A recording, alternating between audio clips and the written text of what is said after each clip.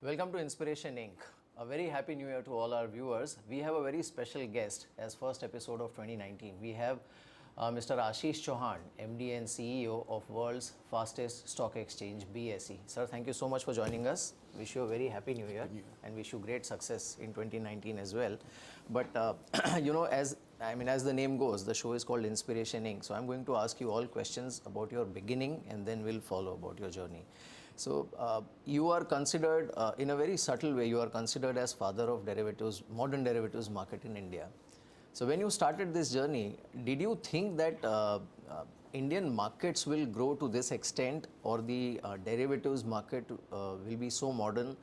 And also about your own journey, when you started, did you think that this is where you will reach? When we started equities market on NSE, within 11 months, that market became larger than the largest market in those days in India called BSE. And so again, I was running that market. I set it up, all the screens, all the processes, procedures, regulations. And so it gave me a grounding in the markets, functioning of markets, regulating markets, operating markets, creating newer markets, market microstructure, and so on and so forth. And that's what basically gave that confidence at a very young age of, I think, 25. And then after 11 months, you already become larger. And so we started saying how to do more reforms. So we started working on two projects. One was the depository setting up.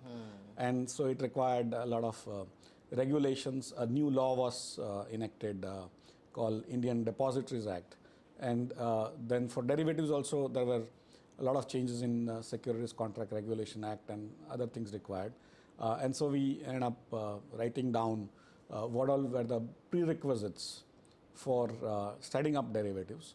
And we ended up kind of cleaning up all of them one by one, like having a good index or having a software which can trade derivatives, and regulations changing in all this SCRA, as we call it, Securities Contract Regulations Act, Securities Contract Regulation Rules, and like 50 such items. And we ended up sort of doing one after another. Of course, there was no understanding of derivatives, and those days were quite difficult days for derivatives also, because Nick Leeson, which was a trader in Singapore, ended up blowing up the entire Barings Bank due to derivatives trading. And so there was a fear, there was a worry also in the market that only PhDs in mathematics can trade in derivatives, and Indians, normal Indians, will not be able to understand. And so I had to do a lot of marketing and sales. Of course, I done that for setting up screen-based trading and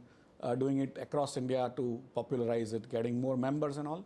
But derivatives marketing was different. So I started teaching derivatives to young students at SP Jain in Somaya both. I used to run full course on derivatives, which in a sense nobody wanted to teach, nobody was even aware.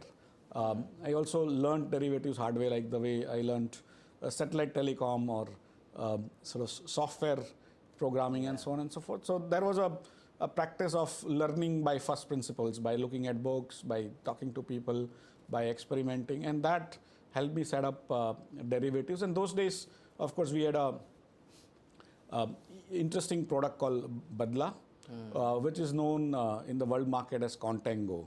Although there is a perception that Badla was a uniquely Indian product, it was as much Indian as Indian stock market is, because it's again pretty much an Indianized version, basically. Right, and it is pretty much the same as Contango in the world markets. It is there from 1620s in various other exchanges. But people were using it to carry forward their positions. But I was about to ask you that how difficult it was to convince people to move away from Badla, because even now, if you hear voices of some of the traditional, big bulls in India, they would still say that Badla was better for India and we should have never followed the derivatives route.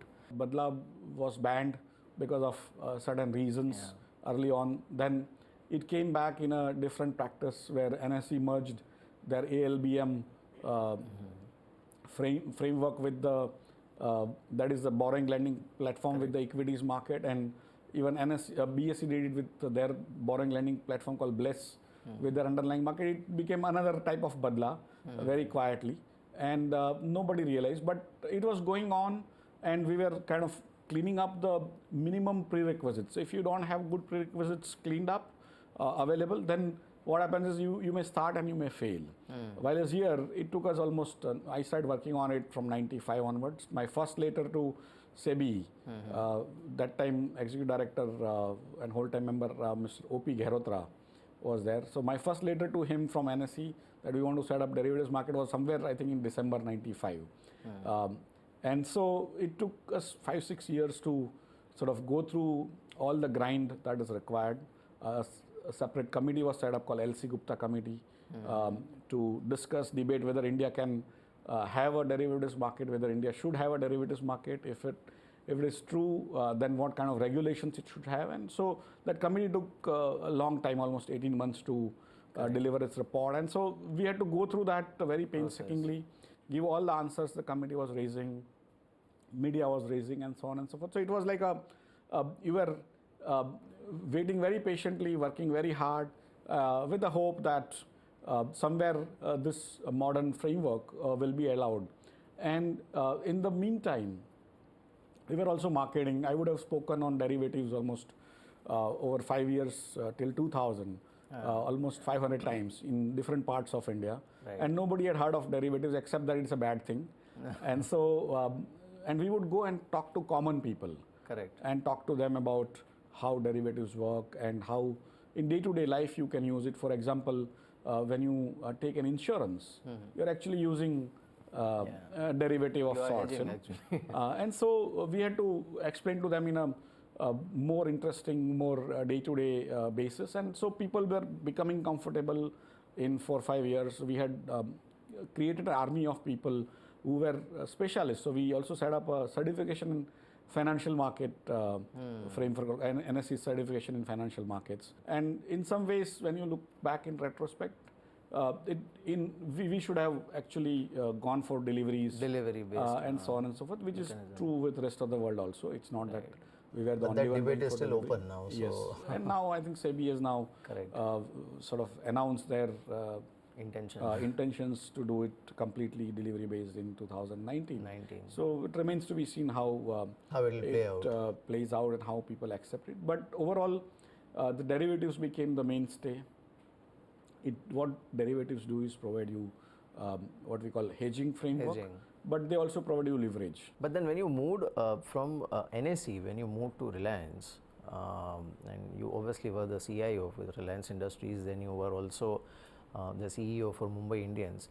So, I mean, how was that transition? Because after being in the thick of creating the modern financial market, as far as equity is concerned, you switch to something which is totally different. So how was that transition? It basically, again, I mean, I tell myself and of course in many of my talks that if I were to be born in a rich family, I wouldn't have got the experiences I've got. So because I had to work hard to actually survive.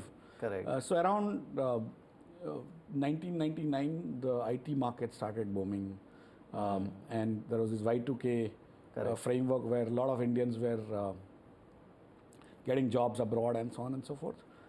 And so I also had some opportunity to go abroad, and I thought I will go abroad. But when I went for interview to Washington DC, I got a call saying that if you want to start on your own, if you want to start on your own, we will fund you for B2B e-commerce market. And that was an interesting proposition. I am not from a business family. My family, both parents were in government of Gujarat service. So we had no exposure to business except that I did MBA, and of course I knew a lot of business, especially stockbrokers, because I was part of running of NSE.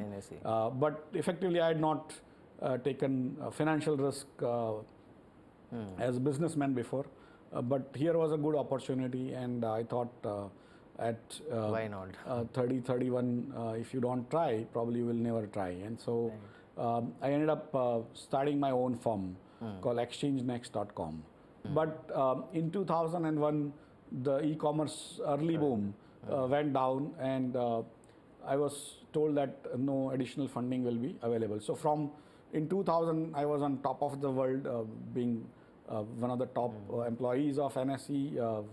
up there in a very successful environment. In 2001, now you are on road with pretty much 100 people's responsibility and almost no hope of a new job. Correct. But then the Reliance who had funded those days, exchangenext.com, said that we can take your team and that team can work in the Infocom, Reliance Infocom, that was their earlier Venture, right. telecom venture, because you guys are good at IT and also you know telecom. The Reliance team, which was managing Reliance, started thinking that I'm very good at IT. And I was trying to run away from IT all my life. After setting up NSE's IT early on, I became the head of business for NSE. And of course, I wanted to become a businessman in Correct. setting up exchangenext.com. But effectively, IT was not leaving me. Correct. And I wanted to be in business. But again, there was no other job which was possible. So I ended up becoming the CIO of Reliance Infocom. And then later on, there was a split in the family which ran Reliance. And so I went into the industry side, which was more into petrochemicals and refining in oil and gas. And so I had to learn the technology for those businesses from ground up. I also set up the retail, Reliance retail related IT framework from ground up. In between, I also ended up being the head of public relations for Reliance Group for 3-4 years. And then when the cricket team was bought, I was made the CEO of the cricket team as an additional job. So I was like wearing many caps at the same time. Main job was to head the IT group for the entire group, but also additional job of PR for the Reliance Group, even IPO like Reliance Petroleum IPO, and then the cricket team Mumbai Indians. Right. These were kind of fun part of the job, and it was interesting to be there, learn things, and create businesses from scratch.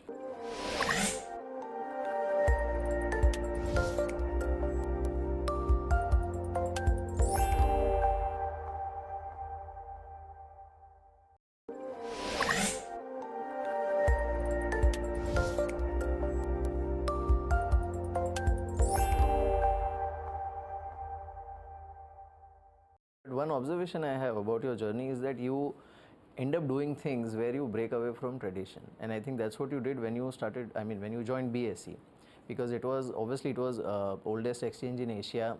It had a lot of baggage in terms of the way they used to operate or the way they used to conduct their business, and obviously NSE had become a monster. So how was it being on the other side? You set up NSE, then you go to Reliance, then you join BSE, which is actually rival to NSE. And then you changed things here and turned it into the fastest exchange today in the world. Everything I look at it is basically a problem to be solved, and also if you work hard with intelligence, grit, and apply your brain on a continual basis. It's not one-time brain application. It's a real life, everyday sincerity that counts a lot, and you have to be really flexible in your approaches and mindset and so on and so forth. And that is what I see. Whatever my life has been, not about ambition, not about doing anything where you plan and do execution. It's just that sometimes opportunities come your way which other people don't want to take, or you are the first person they see and they kind of think of you. But you develop that reputation of sincerity, of hard work, of solving issues, becoming kind of troubleshooter and so on and so forth. BSE had serious issues. There was a new competition coming up, very aggressive. Correct. NSE itself was very formidable by then, and BSE had become very small in terms of its overall footprint. Market share, correct. And also there were other structural issues like employees were unionized, officers were association oriented, where performance was not an issue. We had become only a stock exchange, while as NSE had become derivatives of different types. Even stock was there, but very little various other products, sort of business was coming out of that. And so we had to think through what are the issues plaguing BSE. And one of the issues was, of course, people, which is, I mean, service business, that's the most important part, that you need very qualified, sort of up to the mark people who know the derivatives and products and so on and so forth, the regulations in a modern way. Similarly, we had to work on products to expand our portfolio. We had to also expand our network because we are primarily Bombay centric. Right. So we had to invite people from outside. We had to work on technology because technology, of course, BSE technology is not bad in 95 when they automated, but by the time it was 2010, it had not been sort of up to date. So we had to work on every part of technology from trading, clearing, settlement network, broker management, listing management, all sorts of things. And so that was like those were 4 what I call pieces which you had to work on. But the 5th piece, which was most important, is the regulatory reputation. Yeah. Because of various scandals over 120, 130 years, BSE's reputation had kind of become very bad. Correct. And if you don't have a reputation in our business, which is basically a trust business, then everything else you may do Correct. very well. It doesn't work. The 5th part is absolutely important. So we started working on building reputation. But how do you build that, right? It's not easy to build back reputation. In fact, it's easy to build reputation up front, but when it goes down, to bring it up is very tough. And Correct. I'm happy to say that over last 9.5 years I have been at BSE. The biggest benefit that we have got is to have a very squeaky clean reputation.